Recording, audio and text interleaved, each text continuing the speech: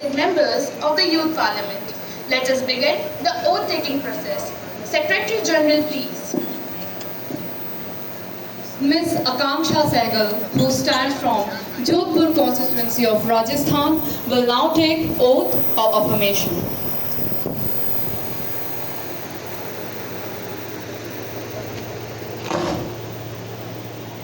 Madam, do you wish to take oath of affirmation? Ma'am, मैं प्रतिज्ञा लेना चाहती हूँ। Madam, in which language? कृपया हिंदी में।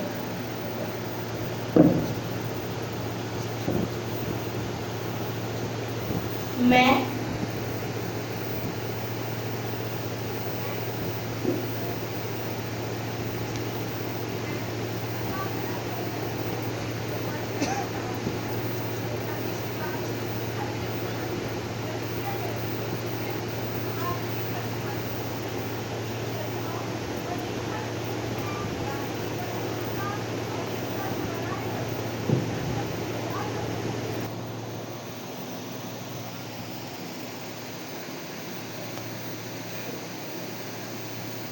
Sir, do you wish to take oath or affirmation? Madam, I would like to take the oath, please. Sir, in which language? Madam, in Telugu, please.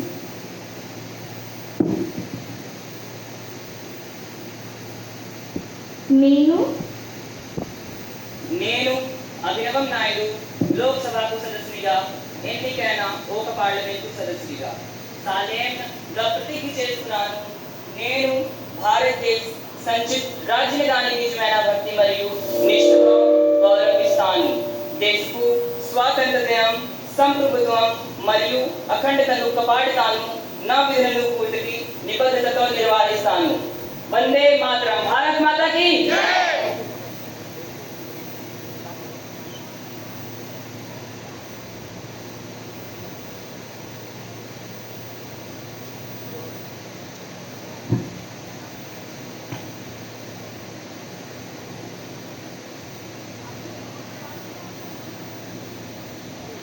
about the tragic cloudburst incident that occurred in Dharani village in the district of Uttarkashi, Uttarakhand. This natural calamity, which occurred recently, led to the loss of precious life, widespread destruction, and deep distress among the local population. The nation mourns the untimely demise of our citizens in this unfortunate incident. The loss is irreparable, and our thoughts are with the bereaved family in this hour of grief. Several villagers lost their lives, and many others were rendered homeless. Infrastructure such as roads, homes, and bridges were damaged severely, leaving the region isolated and vulnerable. On behalf of this august house, I express our deep condolences to the bereaved family and salute the spirit of resilience of the people of Dharani. We stand in solidarity with them in this time of grief. May God grant peace to the departed soul. Now, I request the Honorable Prime Minister to express his condolences. माननीय अध्यक्ष महोदय, सम्मानित सदस्य, यह वास्तव में राष्ट्र के लिए गहरे दुखद है। नाजुक हिमालय क्षेत्र में बसे धराली गांव में बादल फटने की घटना ने हमें एक बार फिर प्राकृतिक और जलवायु परिवर्तन से उत्पन्न बढ़ती चुनौतियों की याद दिलाई। धराली के लोगों ने भयानक त्रासदी झेली, जाने गई, घर तबाह हुए, परिवार बिखरे, और यह सब कुछ ही पलों में हुआ। मृतकों में बच्चे, बुजुर्ग और स्थानीय निवासी शामिल थे, जिन्होंने यह सोचा भी नहीं होगा प्रकृति इतना कहर ढाएगी। हमने तुरंत एनडीआरएफ की टीमें, स्थानीय अधिकारियों एवं चिकित्सा दल भेजे। राहत शिविर स्थापित किए गए हैं और प्रभावित परिवारों को आर्थिक सहायता प्रदान की जा रही है। मैं सदन को आश्वस्त करता हूं कि दीर्घकालिक पुनर्वास और पुनः निर्माण के प्रयास पूरी प्रतिबद्धता के साथ किए जाएंगे।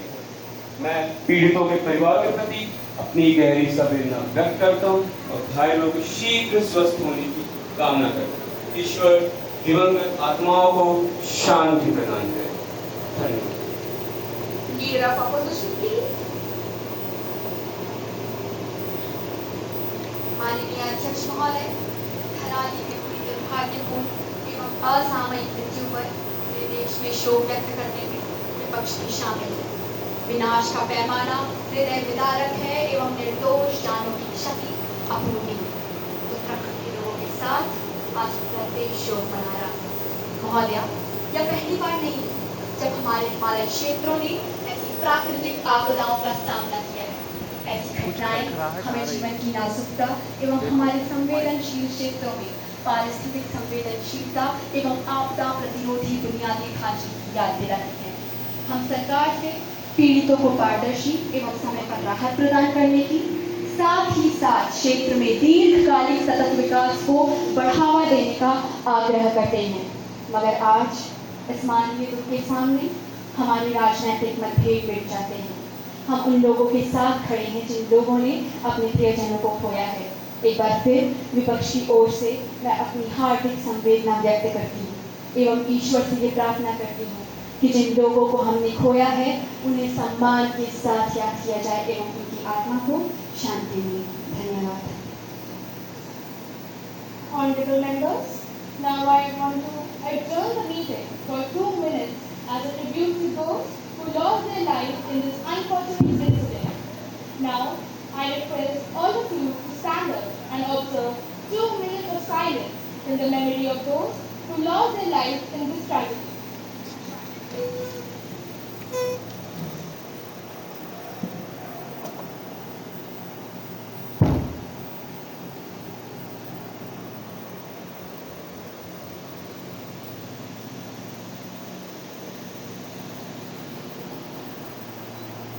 Om Shanti.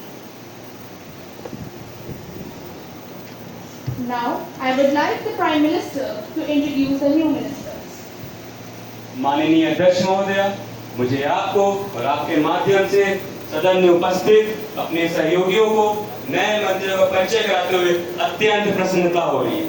श्री सूर्यकांत चौधरी, सड़क परिवहन एवं राजमार्ग मंत्री। सुश्री श्रेया यादव, पर्यटन मंत्री। धन्यवाद।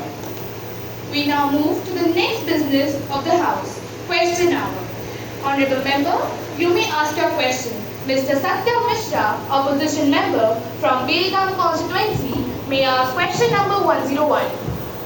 टूटे हुए लश्कर का भरम देख रहे हैं और दिल्ली इलाही के करम देख रहे हैं। ताकत का नशा दिल पर हावी है तुम्हारे, तुम देख न सकोगे जो हम देख रहे हैं। माननीय अध्यक्ष महोदय, अपने शीश महलों में बैठी हुई सरकार के माननीय रक्षा मंत्री जी से आज मैं कुछ प्रश्न पूछना चाहता हूँ और मुझे उम्मीद है कि माननीय मंत्री जी मेरे सभी प्रश्नों का सही व स्पष्ट उत्तर देने का कष्ट करेंगी। महोदय, मेरा पहला प्रश्न, मेक इन इंडिया पहल के अंतर्गत भारत के रक्षा आधुनिकीकरण कार्यक्रम की वर्तमान स्थिति क्या है? महोदय, मेरा दूसरा प्रश्न, विदेशी रक्षा आयात पर भारत की निर्भरता को कम करने के लिए कौन कौन से कदम उठाए गए हैं? मेरा तीसरा और आखिरी प्रश्न, रक्षा निर्माण क्षेत्र में पूर्ण आत्मनिर्भरता प्राप्त करने में आने वाली चुनौतियां कौन कौन सी हैं? धन्यवाद महोदय। Honorable Defence Minister, Ms. Samriddhi Singh, please. माननीय अध्यक्ष महोदय, मैं माननीय सदस्य को यह अत्यंत प्रासंगिक प्रश्न उठाने के लिए धन्यवाद देती हूँ। मैं सदन को सूचित करना चाहती हूँ कि हमारे माननीय प्रधानमंत्री के नेतृत्व में भारत ने मेक इन इंडिया पहल के माध्यम से अपने रक्षा बलों के आधुनिकीकरण में उल्लेखनीय प्रगति की है। पिछले 5 वर्षों में हमने कई स्वदेशी प्लेटफॉर्म लॉन्च किए, जिनमें से तेजस हल्का लड़ाकू विमान, INS विक्रांत, भारत का पहला स्वदेश निर्मित विमान वाहक पोत एवं MK-1A युद्धक टैंक शामिल है। महोदय, हमारी सरकार ने 2025 तक 1.75 लाख करोड़ रुपए के रक्षा उत्पादन का लक्ष्य निर्धारित करके रक्षा उत्पादन को उल्लेखनीय रूप से बढ़ावा दिया है। सही बात है, सही बात है। जिसमें से 35,000 करोड़ रुपए का निर्यात होगा। हमने सकारात्मक स्वदेशीकरण की सूची के तहत 400 से अधिक रक्षा वस्तुओं के आयात पर प्रतिबंध लगा दिया है, जिससे भारतीय स्टार्टअप और कंपनी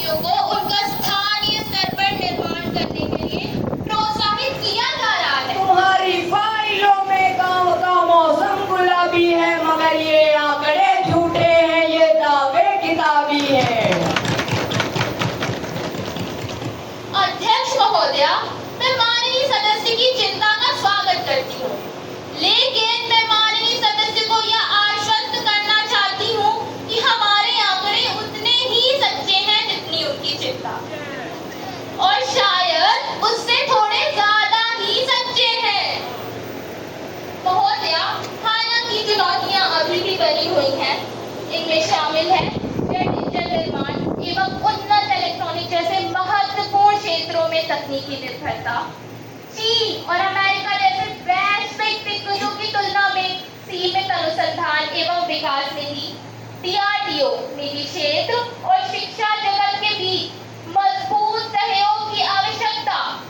लेकिन मैं इस सम्मानित सदन को यह आश्वस्त करना चाहती हूँ कि हाल ही में रक्षा उत्कृष्टता के लिए नवाचार IDEX कार्यक्रम की स्थापना तमिलनाडु और उत्तर प्रदेश में रक्षा गलियारों और रक्षा क्षेत्र में बढ़ते प्रत्यक्ष विदेशी निवेश FDI के साथ हम एक ऐसे भविष्य की ओर बढ़ रहे हैं जहां भारत न केवल अपनी रक्षा आवश्यकताओं को पूरा करेगा बल्कि रक्षा निर्यात का एक वैश्विक केंद्र भी बनेगा। धन्यवाद महोदय। Mr. Satyam Mishra, please ask supplementary question. धन्यवाद महोदया। अध्यक्ष महोदया, विस्तृत उत्तर देने के लिए मैं मंत्री जी को धन्यवाद देता हूँ। हालांकि मंत्री जी, क्या आप हमें स्पष्ट कर सकती हैं कि भारत की वर्तमान रक्षा आवश्यकताओं का कितना प्रतिशत स्वदेशी उत्पादन के माध्यम से पूरा किया जा रहा है? अध्यक्ष महोदया, आज मैं इस सदन के माध्यम से इस सरकार से कहना चाहता हूँ, उजियारे में, अंधकार में, कलकहार में, बीजधार में, घोर घृणा में, पूत प्यार में, छड़ी जीत और दीर्घहार में जीवन के साक्षात्कार कर चक्कर मानों को ढलना होगा, कदम मिलाकर चलना होगा, कदम मिलाकर चलना होगा। धन्यवाद महोदया। Honorable Minister, please reply. माननीय अध्यक्ष महोदया, मैं माननीय सदस्य के इस प्रश्न की सराहना करती हूँ। 2025 तक भारत के लगभग 68% रक्षा खरीद अनुबंध घरेलू उद्योगों को दिए जा रहे हैं। जी हाँ, 68%, जबकि एक दशक पहले यह आंकड़ा लगभग 40% हुआ करता था। यानी हम न सिर्फ आगे बढ़ रहे हैं बल्कि रफ्तार भी हमारी अपनी है। इसके अलावा भारत का रक्षा निर्यात 2024-25 16,000 करोड़ रुपए के उच्च स्तर पर पहुंच गया है, जो स्वदेशी उत्पादन की सफलता को दर्शाता है। धन्यवाद महोदया। Thank you, Honorable Ministers. Honorable Member, we shall now move to the next question. Ms. Shrishti or the Chair may ask question number 102. Strength for all, safety for all, enforce the laws and the fear. Honorable Speaker Madam, through you, I would like to ask some questions to the Honorable Minister of Home Affairs. Will the Honorable Minister please clarify whether the government is satisfied with the implementation of existing laws on women's safety? Whether the government has taken any concrete steps to improve the functioning of fast-track courts in crimes against women? If so, the details thereof. Thank you, Madam. Minister of Home Affairs, Ms. Nirmi Singh, please. नारी मान है, सम्मान है, नारी हमारी संस्कृति की शान है, नारी शक्ति है, भक्ति है, नारी जीवन ज्योति की अभिव्यक्ति है। माननीय अध्यक्ष महोदया, मैं माननीय सदस्य को इस अत्यंत गंभीर एवं महत्वपूर्ण मुद्दे को उठाने के लिए धन्यवाद देती हूँ। सरकार महिलाओं की सुरक्षा और सम्मान को सर्वोच्च प्राथमिकता मानती है। आपराधिक कानून संशोधन अधिनियम 2013 और घरेलू हिंसा से महिलाओं का संरक्षण अधिनियम 2005 जैसे कई सख्त कानून लागू किए हैं और राज्य सरकारों को इनका कड़ाई से कार्यान्वयन सुनिश्चित करने की भी सलाह दी जा रही है। महोदया, न्याय प्रदान करने में तेजी लाने के लिए सरकार ने विशेष रूप से यौन अपराधों और पॉक्सो मामलों के लिए 1023 फास्ट ट्रैक विशेष न्यायालय FTSE स्थापित किए हैं। महोदया, मुझे सदन को यह सूचित करते हुए अत्यंत प्रसन्नता हो रही है कि जुलाई 2025 तक इन न्यायालयों ने 2020 से 2.3 लाख से भी ज्यादा गंभीर मामलों का निपटारा किया है। इसके अलावा केंद्र ने निगरानी, पैनिक बटन और पुलिस सहित महिला सुरक्षा के बुनियादी ढांचे को बढ़ाने के लिए निर्भया कोष योजना के तहत 1572 crore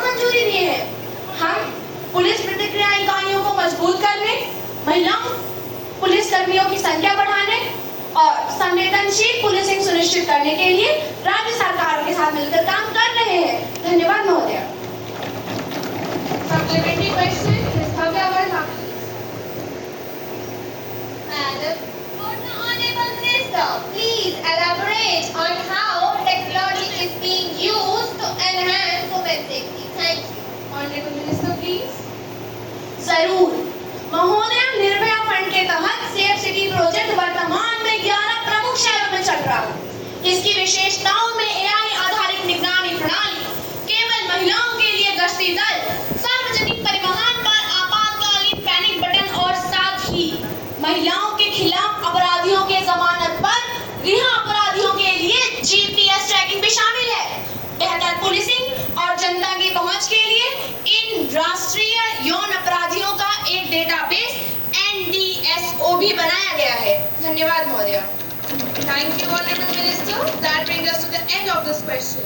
Now, question number 103, Ms. Arpita Singh, please.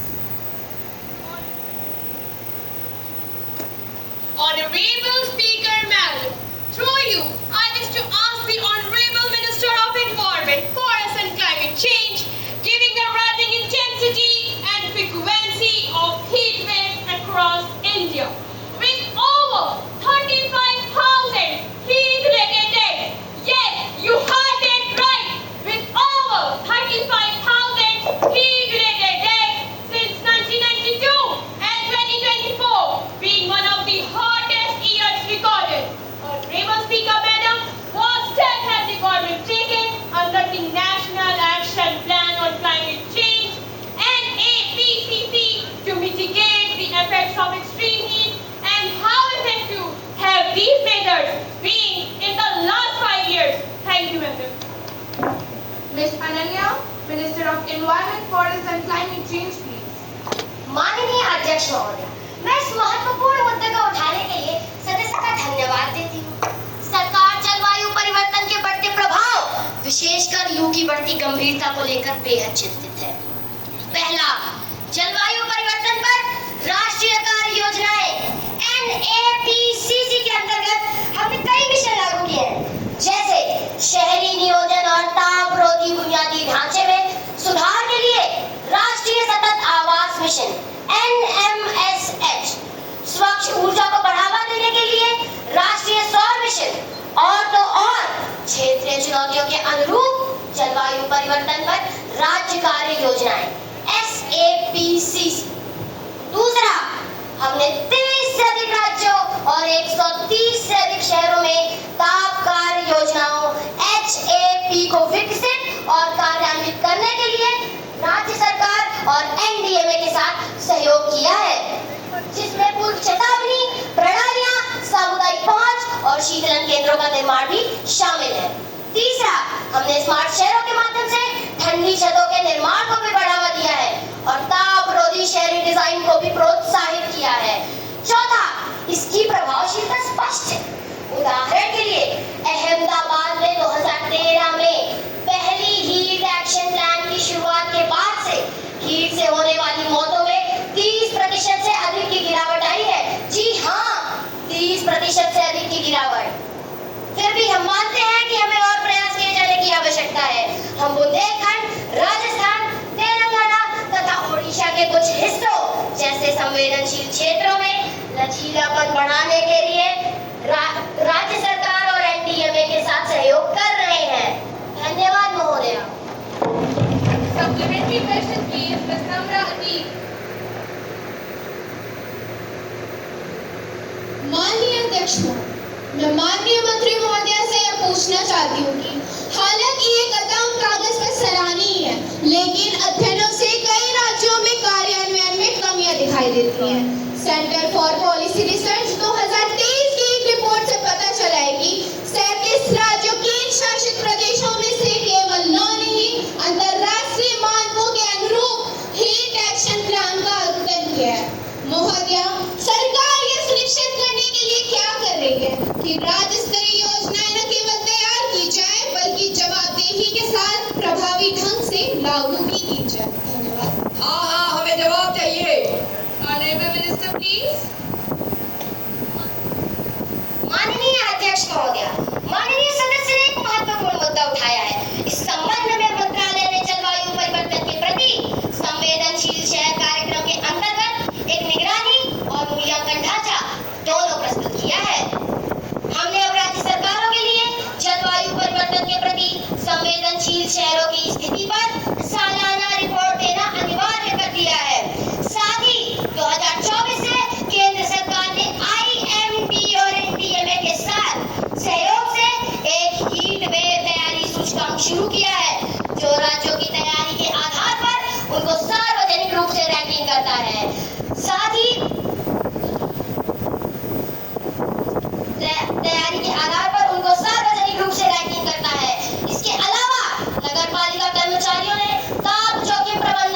विकसित करने के लिए GIZ और UNDP जैसी अंतरराष्ट्रीय संस्थाओं के साथ साझेदारी में क्षमता निर्माण कार्यशालाएं आयोजित की जा रही हैं।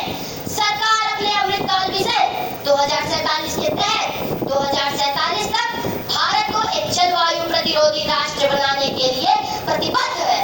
धन्यवाद। The House takes note of the seriousness of the issue.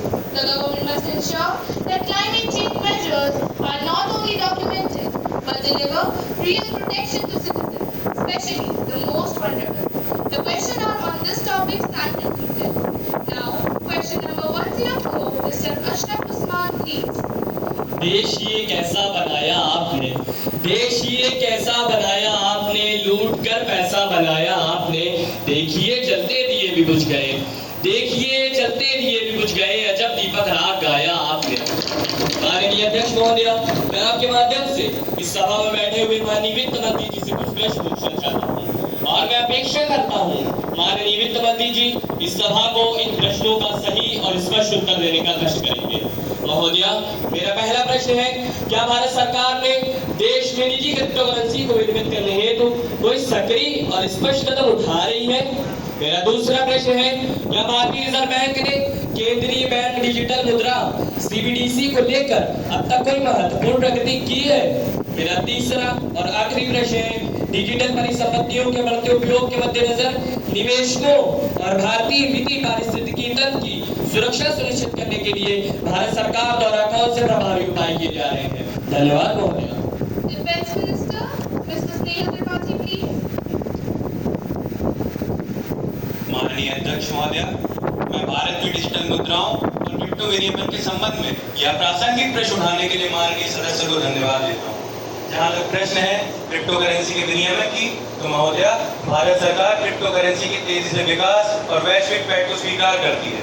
हालांकि हमें सावधानी और समझदारी के साथ आगे बढ़ना चाहिए। महोदय, बिटकॉइन, एथेरियम आदि जैसी निजी क्रिप्टो करेंसी भारत में वैध मुद्रा नहीं है।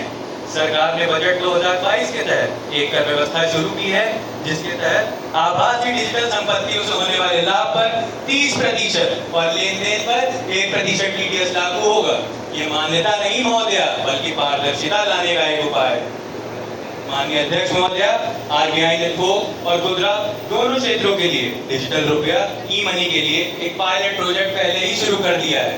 यह कदम भारत की डिजिटल अर्थव्यवस्था बनने के दृष्टिकोण के अनुरूप है। माननीय अध्यक्ष महोदय, जुलाई 2025 तक CBDC पायलट प्रोजेक्ट प्रमुख बैंकों की भागीदारी के साथ 13 से अधिक शहरों में चालू है और 10 लाख, जी हाँ सही सुना आपने, 10 लाख से अधिक उपयोगकर्ताओं ने इसके माध्यम से लेन देन भी किया है। माननीय महोदय, क्रिप्टो करेंसी मनी लॉन्ड्रिंग, आतंकवाद के वित्त पोषण और पूंजी पलायन के मामले में भी जोखिम पैदा करती है। यही कारण है कि भारत सरकार G20 प्रेसिडेंसी के तहत एक वैश्विक नियामक ढांचे का समर्थन करती है और वित्तीय कार्रवाई कार्बल FATF और IMF के साथ मिलकर साझा मानकों का मसौदा भी तैयार करती है। धन्यवाद महोदय।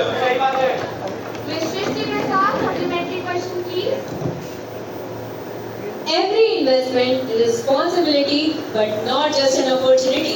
Honorable Speaker, Madam, while I appreciate the cautious stance of the government, the youth of India is heavily investing in crypto. Over 20 million users are estimated to hold crypto assets. What steps are being taken by the government to protect small investors from scams, fake coins, and unregulated exchanges? Thank you, Madam. Honorable Finance Minister, please. समझदार हो रहे हैं लोग, ईमानदार हो रहे हैं लोग, समझदार हो रहे हैं लोग, ईमानदार हो रहे हैं लोग, पर ही निवेश करने की बात ना करें, निवेशकार हो रहे हैं लोग। माननीय अध्यक्ष महोदय, माननीय सदस्य की चिंता जायज है। कई क्रिप्टो निवेशक, खासकर युवा, जानकारी के अभाव में धोखाधड़ी का शिकार हो जाते हैं। युवा या कोई भी धोखाधड़ी का शिकार ना हो, हमने इसके लिए भी कुछ कदम उठाए हैं, जैसे SEBI और RBI अनियमित प्लेटफॉर्म के खिलाफ लगातार चेतावनी जारी करना और संदिग्ध सिक्कों को बढ़ावा देने वाले सोशल मीडिया प्रभावशाली लोगों पर प्रवर्तन NGO द्वारा नजर रखना। महोदय, सरकार कड़ी निगरानी में क्रिप्टो नवाचारों के लिए एक नियामक सैंडबॉक्स बनाने पर भी विचार कर रही है। हम स्कूलों, कॉलेजों और युवा उद्यमियों को लक्षित करते हुए एक डिजिटल इंडिया साक्षरता वित्तीय अभियान पर भी विचार कर रहे हैं। माननीय अध्यक्ष महोदय, मैं अपेक्षा करता हूं कि माननीय सदस्यों के पूछे गए प्रश्नों के उत्तर उन्हें मिल चुके होंगे। धन्यवाद महोदय। Thank you, Honorable Minister. The House appreciates the detailed insights. The nation watches closely how India balances innovation with responsibility in the digital currency space. Now, question number 105, Mr. Abdul Ahad, please. कानून की चौखट पर अब सन्नाटा गूंजता है, कानून की चौखट पर अब सन्नाटा गूंजता है, इंसाफ का सूरज भी सियासत में डूबता है। अरे वजीरे कानून बनकर जो आए थे रोशनी देने, वजीरे कानून बनकर जो आए थे रोशनी देने, अब हुक्म के साए में उनका वजीर भी झूलता है। Honorable Speaker Madam, I rise to ask an important question to the Honorable Minister of Law and Justice.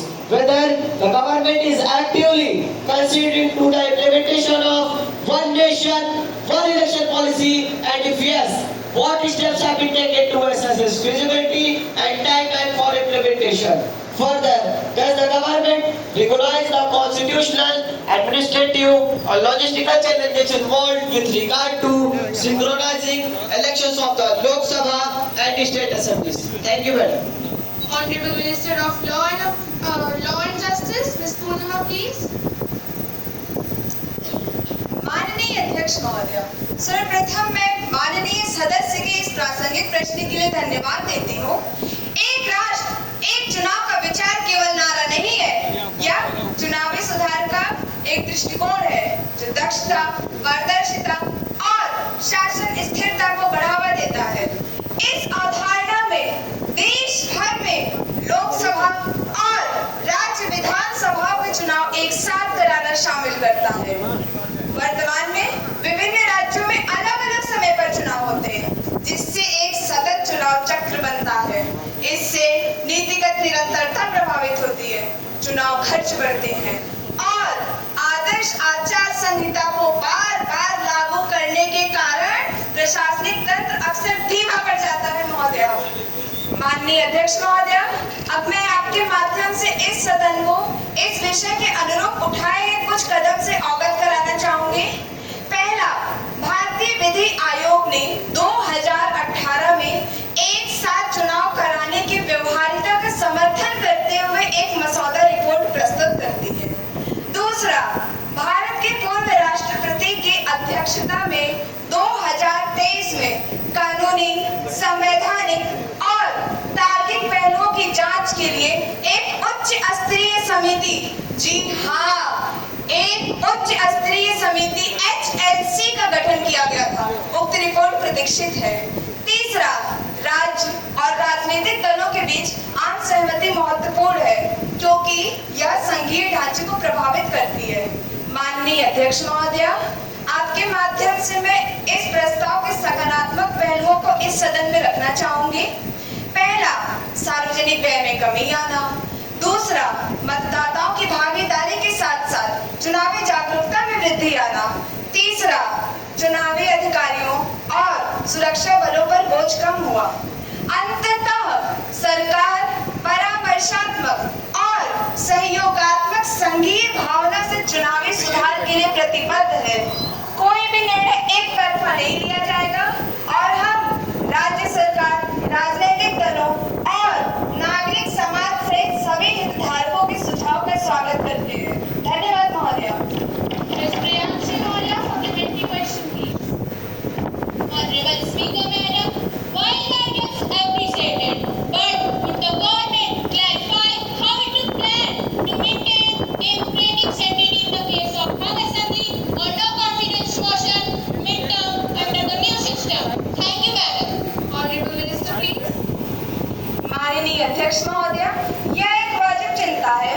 उच्च स्तरीय समिति अविश्वास प्रस्ताव जैसे प्रावधानों और राष्ट्रपति शासन जैसे विकल्पों पर विचार कर रही है, जिससे लोकतंत्र में समझौता किए बिना स्थिरता बनाए रखते हुए केवल चुनाव के चक्र के अंत में ही नए चुनाव होंगे। धन्यवाद महोदय। Thank you, Honorable Minister. That concludes the question. The next question, 106, Mr. Mohammed Saqib, please. Honorable Speaker Madam, I would like to ask the Minister of Parliamentary Affairs some question. Will the Honorable Minister please state whether the government has taken steps to digitalize the functioning of a parliament? If so, what are the major initiatives undertaken and the key challenges being faced in this regard? Thank you. Honorable Minister of Parliamentary Affairs, Ms. Nancy Singh, please. माननीय अध्यक्ष महोदय, मैं आपके माध्यम से माननीय सदस्य महोदय के प्रश्न का उत्तर देना चाहूंगी। हाँ, सरकार ने सांसदीय कामकाज को और अधिक कुशल, पारदर्शी और पर्यावरण अनुकूल बनाने के लिए इसे डिजिटल बनाने हेतु कई उपाय लागू किए हैं। जैसे कि पहला, दोनों सदनों में कागज रहित कार्यवाही के लिए ई-संसद और ई-विधान पोर्टल। दूसरा, राज्यों में विधायी दस्तावेजों के डिजिटलीकरण के लिए राष्ट्रीय ई-विधान एप्लीकेशन। तीसरा, डिजिटल नोटिस बोर्ड एवं सदस्यों के लिए टैबलेट और विधायी डेटा के लिए क्लाउड आधारित संग्रहण का उपयोग। महोदय, बेहतर सार्वजनिक पहुंच के लिए लाइव वेबकास्टिंग और अभिलेखागार की शुरुआत। पांचवा, सांसदों के दस्तावेजों और पहचान पत्र के भंडारण के लिए डिजी लॉकर के साथ एकीकरण। Honorable Member, may I supplementary? Ms. Annie Abbas, please. Honorable Speaker, Madam, is the government considering any training or orientation for MPSN staff to enhance digital literacy? Thank you, Madam. Honorable Minister, please. हाँ, महोदय, सांसदीय एवं प्रशिक्षण bureau PPSD के माध्यम से नियमित रूप से सत्र आयोजित किए जा रहे हैं। साइबर सुरक्षा जागरूकता और नेवा के उपयोग और टैबलेट संचालन पर कार्यशालाएं अब सभी नए सदनों के लिए अनिवार्य हैं। महोदय, वास्तव में 2022 से अब तक 400 से अधिक सांसदों को इन मॉड्यूल के तहत प्रशिक्षित किया जा चुका है। महोदय, मैं आशा करती हूँ कि माननीय सदस्य महोदय को उनके प्रश्न के सही और स्पष्ट उत्तर उन्हें प्राप्त हो गए होंगे। धन्यवाद। Digitalization is a welcome step, but Parliament must also safeguard the integrity and inclusiveness. Let the Parliament of tomorrow be not only paperless, but also people-centric and participative. Thank you, Honorable Minister. That brings us to the end of question hour.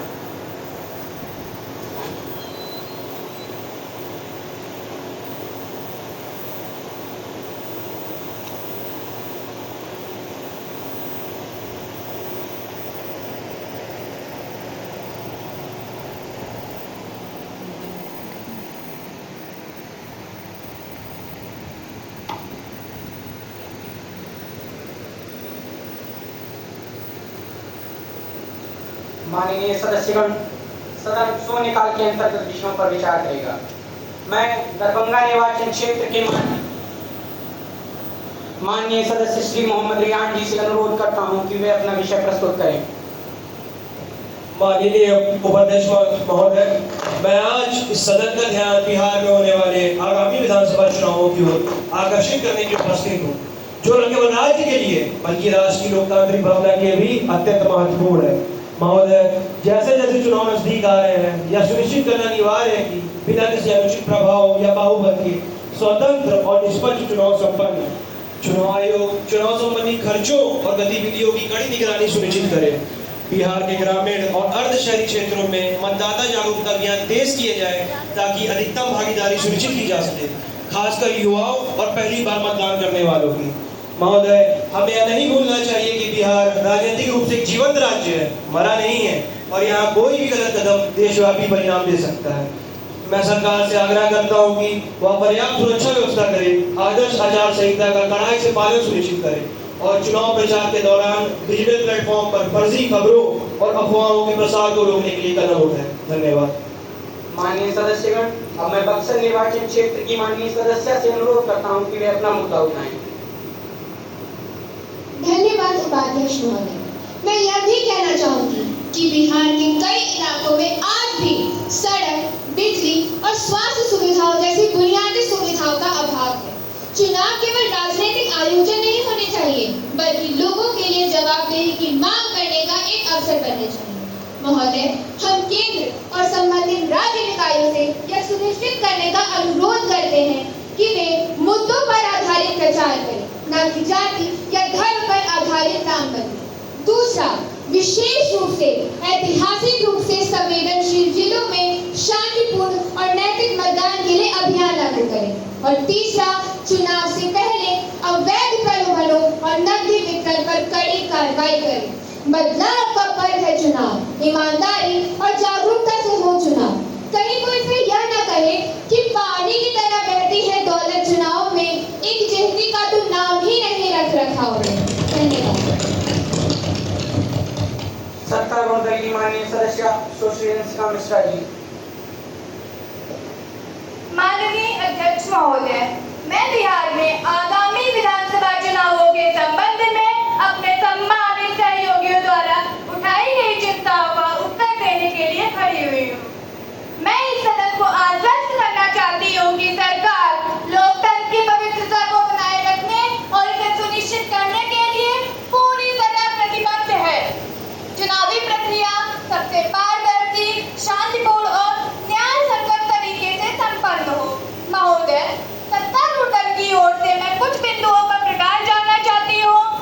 पहला, चुनाव आयोग पूरी तरह स्वतंत्र और सशक्त है और यह आदर्श आचार संहिता का कड़ाई से पालन सुनिश्चित करने के लिए केंद्रीय और राज्य एजेंसियों के साथ मिलकर काम कर रहा है।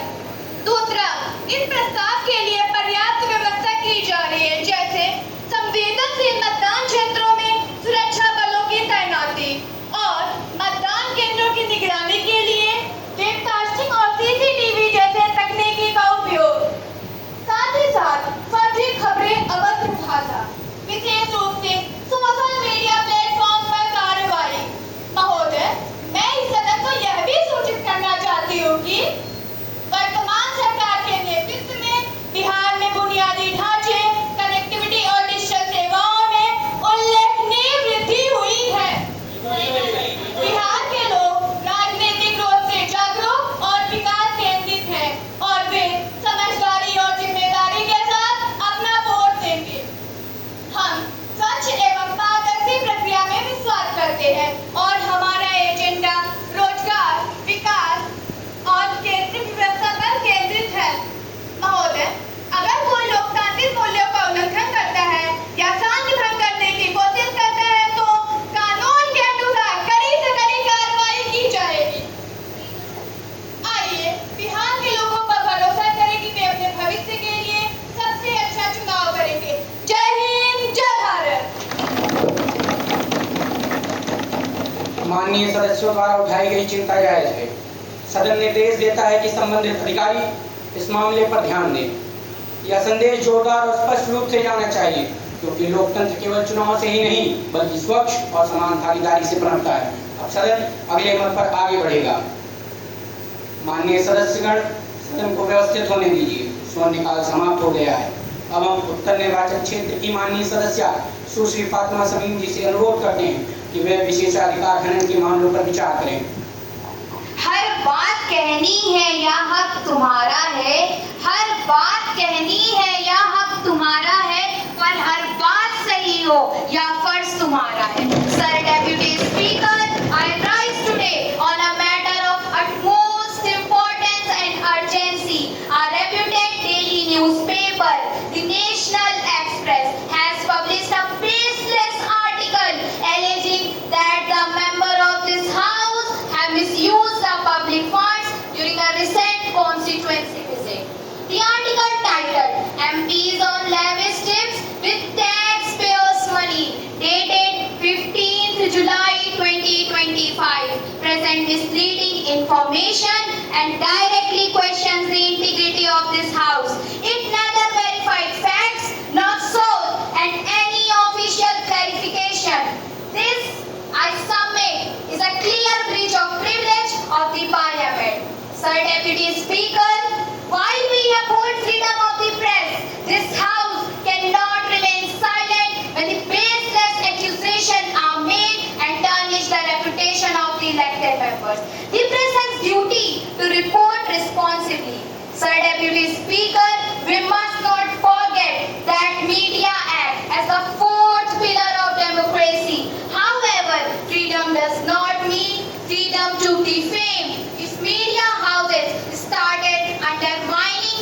constitutional institutions, there must be consequences. Thank you. इस मामले में सदन और उसके सदस्यों की गरिमा पर गंभीर आरोप लगे। प्रेस की स्वतंत्रता जरूरी है, लेकिन इसका इस्तेमाल जिम्मेदारी से किया जाना चाहिए।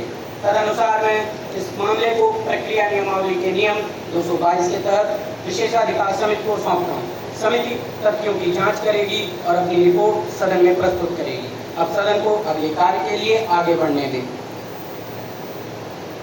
माननीय सदस्यगण, अब हम सदन पटल पर रखे जाने वाले पत्रों पर आगे बढ़ेंगे। माननीय शिक्षा मंत्री महोदया, कृपया। Honorable Deputy Speaker, sir, with your kind permission, I rise to lay on the table of the House some important papers. First, a copy of the annual report of the Ministry of Education for the year 2024-25. Second, a notification regarding the revision of teacher training guidelines under the National Teacher Mission. Third and final report on implementation status of the National Education Policy Phase 2. Thank you, sir. माननीय सदस्यगण, पटल पर रखे गए पत्र पढ़े हुए माने जाएंगे। इन दस्तावेजों की प्रतियां सदस्यों के संदर्भ के लिए संसद पुस्तकालय में उपलब्ध करा दी गई हैं। सदन कार्यसूची के अगले मत पर आगे बढ़ेगा। माननीय सदस्यगण, मुझे सदन को सूचित करना है कि युवा संसद के उच्च सदन से पारित उस सदन द्वारा पारित एक विधेयक के संबंध में एक संदेश प्राप्त हुआ है। अध्यक्ष महासचिव, कृपया। Honorable Deputy Speaker, sir, I am directed to inform the Honorable Youth Parliament that the Upper House at its sitting held on 24th of July 2025 has passed the following bill. The National Youth Innovation Promotion Bill 2025. The bill seeks to establish the national framework to support and encourage innovative ideas, startups and technological research among Indian youth through structured funding, incubation and mentorship support. सचिव महोदया, उच्च सदन से द्वारा पारित विधेयक की एक प्रति सदन पटल पर रखें। Sir, I lay the papers on the table of the House. The National Youth Innovation Promotion Bill 2025 as passed by the upper chamber. माननीय सदस्यगण, हमें अत्यंत प्रसन्नता और गर्व के साथ इस्लामी गणराज्य ईरान के प्रतिष्ठित प्रतिनिधिमंडल का हार्दिक स्वागत करते हुए प्रसन्नता हो रही है, जो आज हमारे साथ उपस्थित हैं। इस सदन के सभी सदस्यों और भारत के युवाओं की ओर से हम आपका खुले हृदय से हार्दिक स्वागत करते हैं। श्री गमाल अब्दुल नासिर, इस्लामी गणराज्य ईरान के केंद्रीय बैंक के उपगवर्नर, मोहतरमा माशमे इफ्तिकार, पर्यावरण विभाग की प्रमुख, श्री काजम गरीबाबादी, विधि एवं अंतर्राष्ट्रीय मामलों के उपाध्यक्ष। हमें खुशी है कि ईरान के प्रतिष्ठित प्रतिनिधिमंडल के सदस्यों ने इस युवा संसद के लोकतांत्रिक संचालन को देखने और उसमें भाग लेने के लिए समय निकाला, जो भविष्य के नेताओं के लिए एक मंच है। हमें आशा है कि यह यात्रा हमारी आपसी समझ को और गहरा करेगी एवं सहयोग के नए रास्ते खोलेगी। साथ ही भारत ईरान के संबंधों का मार्ग प्रशस्त होगा। अब सदन अगली कार्यसूची के अगले कार्य पर बढ़ेगा। अब हम सदन की अगली कार्रवाई ध्यान आकर्षण प्रस्ताव की ओर बढ़ते हैं। माननीय संसद सदस्य सुश्री भव्या मिश्रा जी, कृपया।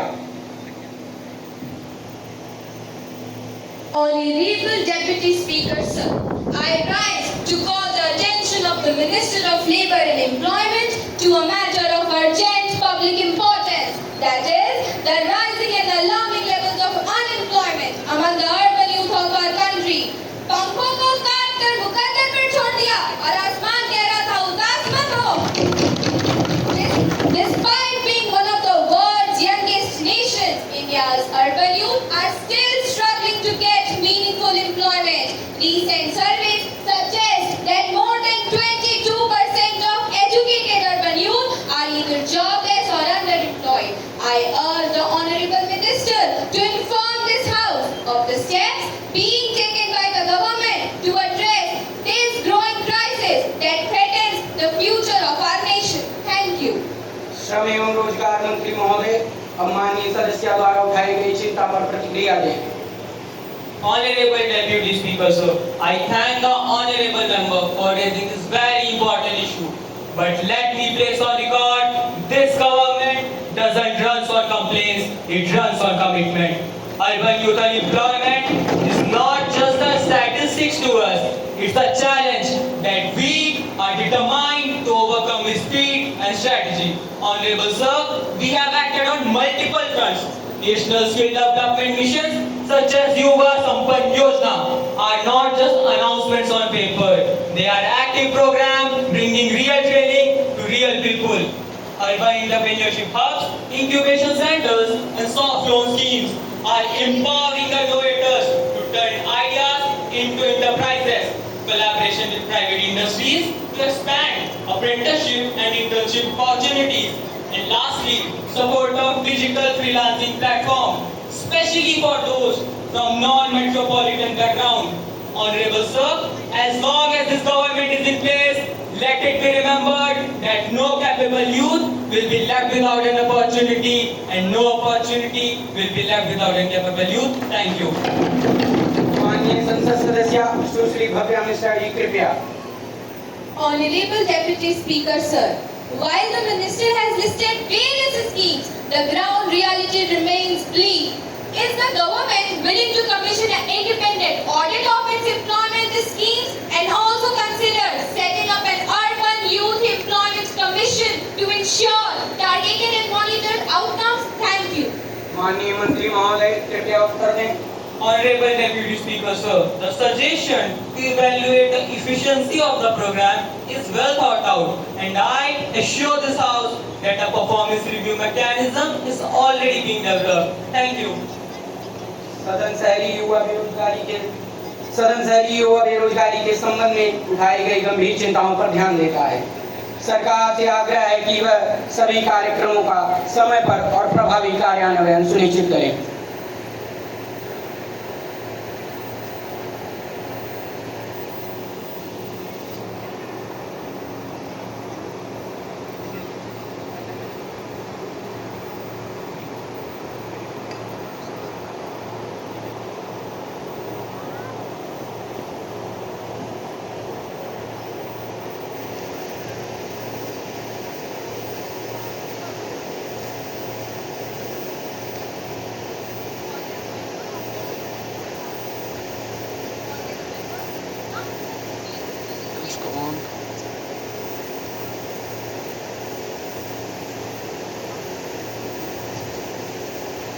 Honorable members, now we shall proceed with legislative business.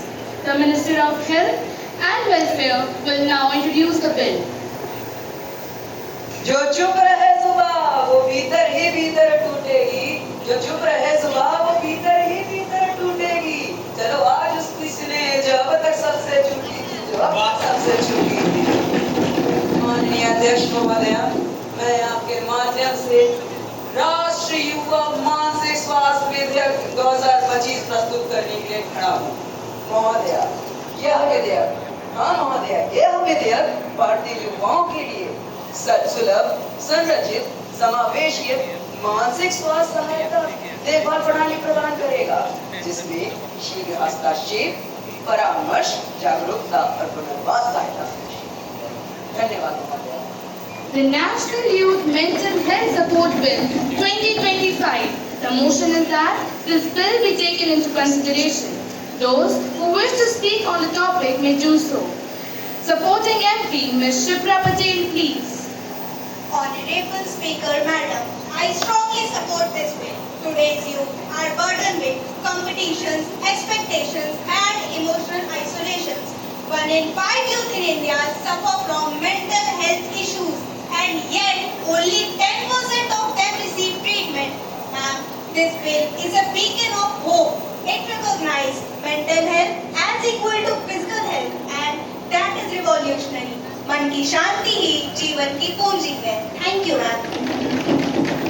The question is that leave be granted to introduce the bill, the National Youth Mental Health Support Bill 2025. Now those who are in favor may say aye. Aye. Those who are against may say no. I think the ayes have it, the ayes have it, the ayes have it. The leave is granted. महोदय, मैं विधेयक प्रस्तुत करूंगा. The bill will be considered in the next session of the Youth Parliament. Honorable members, today we take up a matter of great importance and urgency, especially for the youth of our country, the National Digital Safety and Data Protection Bill 2025. I request the Honorable Minister of Electronics and Youth Affairs, Mr. Ashutosh Narayan Singh, to kindly move the bill for consideration. नजरें हैं अनगिनत पर जवाब है कोई, नजरें हैं अनगिनत पर जवाब है कोई, जब डेटा बिकता है चुपचाप और निष्ठा है कोई। माननीय अध्यक्ष महोदय, मैं आपके माध्यम से यह प्रस्ताव प्रस्तुत करता हूं कि व्यक्तिगत डेटा की सुरक्षा सुनिश्चित करने वाले, डिजिटल खतरों पर अंकुश लगाने वाले, युवाओं के डेटा को सुरक्षित करने वाले इस विधेयक पर मैं सम्मानीय सदन से विचार विमर्श की मांग करता हूं। महोदय, ज्यों-ज्यों भारत तकनीक में आगे बढ़ रहा है, हमें यह सुनिश्चित करना होगा कि तकनीक शक्तिकरण का साधन बनी रहे, शोषण का नहीं। आज भारत के 70% से अधिक इंटरनेट उपयोगकर्ता 35 वर्ष के हैं। इस कनेक्टिविटी के साथ खतरे भी आते हैं, जैसे पहचान की चोरी, गलत सूचना, व्यसनकारी एल्गोरिथम और डेटा गोपनीयता का उल्लंघन। इस विधेयक से हमारा लक्ष्य है कि हम ऑनलाइन प्लेटफॉर्म की निगरानी और विनियमन के लिए एक राष्ट्रीय डिजिटल सुरक्षा प्राधिकरण की स्थापना करें। सभी सोशल मीडिया प्लेटफॉर्म के लिए एक डिजिटल सुरक्षा युक्त अधिकारी की नियुक्ति करें और युवाओं के डेटा को संभालने वाली कंपनियों के लिए हम सख्त मानदंड लागू करें। महोदय, विधेयक में परिभाषाएं संलग्न है। यह विधेयक ढाल है, बेड़ियां नहीं है। यह सुरक्षा और सम्मान की एक सेतु है। देश तकनीकी संकटों से घिरा है। ऐसे में हम चाहते हैं कि यह सदन राष्ट्रहित और युवा सुरक्षा की भावना से विचार विमर्श करे। धन्यवाद। The motion has been moved. The bill is now open for discussion. Mr. Muzammil, please. एक क्लिक से जुड़े जग सारा, एक क्लिक से जुड़े जग सारा, डिजिटल देश ने बदला नजारा, डिजिटल देश ने बदला नजारा। माननीय अध्यक्ष महोदय, मैं इस विधेयक का पुरजोर समर्थन करता हूँ। आज के युवा डिजिटल मूल निवासी हैं। वे ऑनलाइन खेलते हैं, पढ़ते हैं, सीखते हैं एवं बातचीत करते हैं, लेकिन सुरक्षा उपायों के ना होने के कारण वे ट्रोल शिकारियों एवं डेटा दुरुपयोग के प्रति संवेदनशील होते हैं। महोदया, मेरे अपने ही निर्वाचन क्षेत्र में एक 16 वर्षीय छात्र, जी हाँ, मात्र 16 वर्षीय छात्र साइबर धमकी का शिकार हुआ है और उसने खुद को नुकसान पहुंचाने का भी प्रयास किया है। क्या यही डिजिटल स्वतंत्रता की कीमत है? महोदया, यह विधेयक सुनिश्चित करेगा अभिभावकों और शिक्षकों का सशक्तिकरण, प्लेटफॉर्मों की जवाबदेही और पीड़ितों को न्याय। महोदया, यह विधेयक समय की मांग है। जब रोकथाम संभव है तो हमें सुरक्षा में देरी बिल्कुल नहीं करनी चाहिए। सर, धन्यवाद। Honorable MP, Ms. Amina Shamim, please. Honorable Speaker, while the intent of the bill is praiseworthy, we must wait cautiously. The opposition has 3 concerns. First, the data protection board lacks independence. It is not insulated from executive influence. Second, the definition of harmful content is vague and may lead to misuse or censorship. Third, surveillance risk. Broad powers given to authorities may infringe on privacy rights of individuals. Madam, we urge the government to amend this area. Otherwise, a bill meant to protect may end up controlling. Thank you. Honorable Youth MP, Ms. Sujata, please. Honorable Speaker, Madam, as a young citizen, I speak not only for myself but for the digital dreams of an entire generation. We don't want censorship, but we demand safety. We don't want to be monitored, but we do want a mechanism that makes online spaces more respectful. Madam, can we have filters that protect without blocking freedom? Can we make social media companies more responsible, not just profitable? This bill gives hope, but I appeal include more youth participation in the Digital Safety Authority, क्योंकि हम युवा ही तो अधिकतर online रहते हैं। Thank you, Madam. Honorable Minister of Electronics and Youth Affairs, please. माननीय अध्यक्ष महोदया, मैं विपक्ष को सुझावों के लिए धन्यवाद देता हूँ। निजता की चिंता एक स्वतंत्र अपील तंत्र द्वारा सुनिश्चित की जाएगी। डेटा की सुरक्षा को सुनिश्चित करने के लिए हम शिक्षकों, नागरिक समाज और कानूनी विशेषज्ञों सहित एक बहुहितधारक समिति का प्रस्ताव करते हैं। मैं पुनः कह देता हूँ कि यह विधेयक सुरक्षा के लिए है, प्रतिबंधों के लिए नहीं। यह विधेयक अधिकारों के लिए है, प्रतिबंधों के लिए नहीं। बिल्कुल, धन्यवाद। Leader of opposition please. माननीय अध्यक्ष महोदय, आज मैं राष्ट्रीय सुरक्षा एवं डेटा संरक्षण विधेयक 2025 पर बोलने के लिए खड़ी हूँ। सबसे पहले मैं ये स्पष्ट कर दूं कि हम यानी सदन के इस पक्ष में डिजिटल सुरक्षा और डेटा संरक्षण के विचारों के विरोधी नहीं हैं। आज के इस युग में हम अपने नागरिकों के डिजिटल अधिकारों की तत्काल सुरक्षा की आवश्यकता को समझते हैं, जहां डेटा एक नया तेल है। मगर महोदय, जिस पद्धति, तंत्र और मंशा से इस विधेयक का मसौदा तैयार किया गया है और इसे प्रस्तुत किया जाता है, हम उसका विरोध करते हैं। एक बात कहना चाहूंगी, इनके पाँव के नीचे जमीन नहीं है, मगर आश्चर्य तो इस बात का है कि फिर भी इनको यकीन नहीं है। महोदय, यह विधेयक सुरक्षा की भाषा में लिपटा हुआ होने के बावजूद निगरानी का एक साधन बनने का जोखिम उठाता है। महोदय, विपक्ष की कुछ सिफारिशें। पहला, एक स्वतंत्र डेटा संरक्षण प्राधिकरण की स्थापना करें। दूसरा, जनहित और राष्ट्रीय सुरक्षा को विशिष्ट कानूनी शब्दों में परिभाषित करें। तीसरा, सभी व्यक्तिगत डेटा के उपयोग के लिए न्यायालय का आदेश दिया जाए एवं बिना आदेश के कोई भी निगरानी ना की जाए। एवं आखिरी, बच्चों के डेटा को विशेष प्रावधानों के साथ सुरक्षित करें, क्योंकि वे ऑनलाइन सबसे असुरक्षित उपयोग करता है। धन्यवाद महोदय। Honourable prime minister please. माननीय अध्यक्ष महोदय, इस सदन के सम्मानित सदस्यगण और भारत के युवा नागरिक, आज जब मैं इस सदन के समक्ष खड़ा हूँ, मैं केवल एक प्रधानमंत्री के रूप में नहीं, बल्कि इस राष्ट्र के भविष्य, हमारे कर्णधार युवाओं के एक चिंतित संरक्षक रूप में बोल रहा हूँ। आज हम एक ऐसे युग में जी रहे हैं जहाँ एक बच्चे के पहले कदम न केवल जमीन पर बल्कि ऑनलाइन भी रखे जाते हैं। दुनिया इंटरनेट से जुड़ा एक वैश्विक गांव बन गई है और हमारे युवा इसके सबसे सक्रिय नागरिक है। लेकिन यह डिजिटल दुनिया अपने सभी अवसरों के साथ साथ परेशानियां भी लेकर आती है। आज देख रहे हर युवा नागरिक के लिए एक सरल संदेश है। मैं अपनी बात समाप्त करना चाहता हूं। आपका डेटा आपका अधिकार है। आपका डेटा आपका अधिकार है। आपकी सुरक्षा सरकार की जिम्मेदारी है। आइए हम सब मिलकर इंटरनेट को ऐसी दुनिया बनाएं जहां सपने साकार हो, ना कि गरिमा के साथ समझौता हो। इस विधेयक को डिजिटल न्याय दिशा में पहला कदम है। जय हिंद, जय युवा शक्ति। धन्यवाद। Honourable minister of electronics and youth affairs please. महोदय, खेल के मैदान में बच्चा गिर सकता है, लेकिन डिजिटल खेल के मैदान में गिरने पर भी वायरस फैल सकता है। युवाओं को चाहिए सुरक्षा का नेट, सिर्फ इंटरनेट नहीं। अंतिम में दो पंक्तियों के साथ अपना वक्तव्य खत्म करता हूँ। जिन हाथों में शक्ति भरी है राज तिलक देने की, जिन हाथों में शक्ति भरी है राज तिलक देने की, उन हाथों में ही ताकत है सर उतार लेने की। धन्यवाद। The House has had a detailed discussion on the National Digital Safety and Data Protection Bill 2025. Now, I shall put the motion to vote that the National Digital Safety and Data Protection Bill be taken into consideration. Those who are in favor may say aye. Aye. Those who are against may say no. I think the ayes have it, the ayes have it, the ayes have it. The motion is adopted. Now, the proceedings of the Youth Parliament are adjourned.